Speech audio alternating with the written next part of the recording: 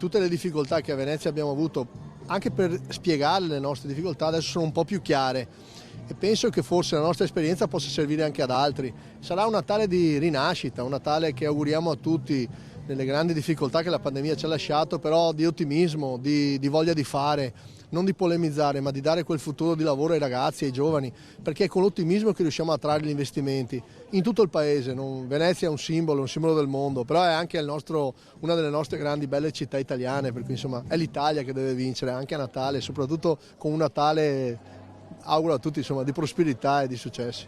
Con queste parole il sindaco Brugnaro ha dato via al Natale veneziano. La pioggia non ha fermato l'accensione dell'albero collocato in piazzetta San Marco tra Palazzo Ducale e la Biblioteca Marciana. Un abete naturale di 15 metri con una base larga 7 e decorato con sfere dorate. Sulla sommità un puntale a stella. Oltre all'accensione delle luci con le voci del coro gospel Joy Singers, la città è entrata nel clima natalizio.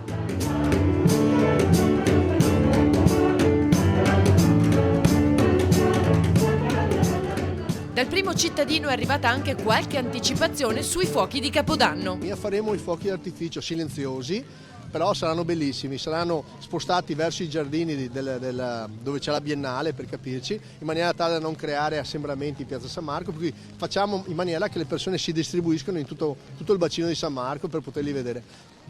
Un Capodanno romanticissimo, bellissimo per vedere per chi avrà la fortuna di prenotare a Venezia.